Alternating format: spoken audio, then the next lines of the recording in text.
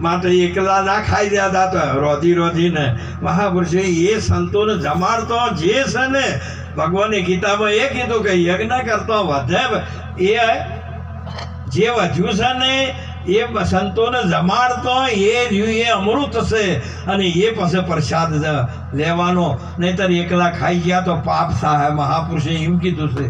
માટે કરીને પ્રભાતમાં આપણા અહીંયા તનથી મનથી સેવાના માટે આજે પ્રેમથી અનુગ્રહ કરીને પ્રેમથી લેટ નતા થયા. મહારાજ શ્રીની અમે પ્રતીક્ષા કરતા હતા. બાબુરામજી મહારાજ કે હું થોડોક ના એવું નહોતું, તમે ટેમો ટેમ આવી અને આ સભાની અંદર આજ્ઞાની અંદર આપે વૃદ્ધિ કરી તે બદલ આપને કોટી કોટી વંદન અને બધા સંતોનું વંદન કરી અને આજનો પ્રસંગ આપણે આ ગુરુ મહિમાનો છે મહાન. આવો અને આ મહિમા સદાયના માટે આ કોઈ ગોમનો નથી કે આ રે કાઠિયાવાડ વાળા કરે. કાઠિયાવાડ તો એક પ્રોત છે, સુરત વાળા કરે. આ બધા ગુરુમુખીઓને કરવાનો છે. એમ પૂછું ગુરુમુખી હોયનો ના હોય, ગુરુમુખી ગુરુ ના જ હોય. મહાપુરુષોએ આવી એક વાત તમારે વિચારીને ભેગા થઈને આનંદથી આવો લાવો લેજો અને કાયમ આ મહિમા અવિરત ટકી રહે. સંતોના તમે સેવક બની અને સદાયના માટે નિર્મળ બનીને અને મહાન આવો આનંદવાળો મહિમા.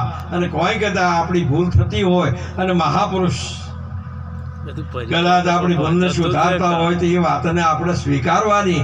એવું નથી કે મહાપુરુષે ના સ્વીકાર્યો, ગરીબી રાશિ ગુરુને સેવો શબ્દનો કરો તોલ આપ થકી કોઈ અધિક મળે એનો ધારણ કરવો, એ તો મહાપુરુષે કીધેલું છે. એવું નથી કે કોઈને કહે કે આપણે કોઈ બળવાન છીએ કે એવું છે. આપણે તો ગુરુમુખી છીએ બાપ, આપણે તો નિર્બળ છીએ. નિરત મહારાજે એ કીધેલું છે બાપ. આ બધા બળવાળું તો આ જગત છે, નિર્બળ ગુરુ ચરણમાં જીલા છે સદાયના માટે નિર્બળ છે કે એને કોઈ ના જીતી શકે.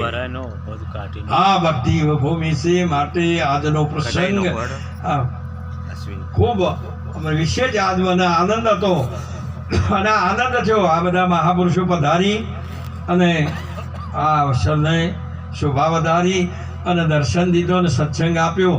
તમામ મંચસ્વ બિરાજમાન તમામ મહાપુરુષોને કોટી કોટી વંદન અને અમારા આમંત્રણને મૌન આલી આપ પધારી અને આપણા સમયનો જે ભોગ આપ્યો. પૈસા મળે, આ બધું મળે પણ સમય ના મળે બાપ.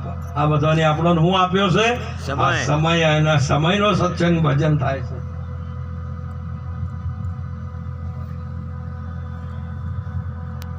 હા ભાઈ, એક અમારા મહારાજ હતા ને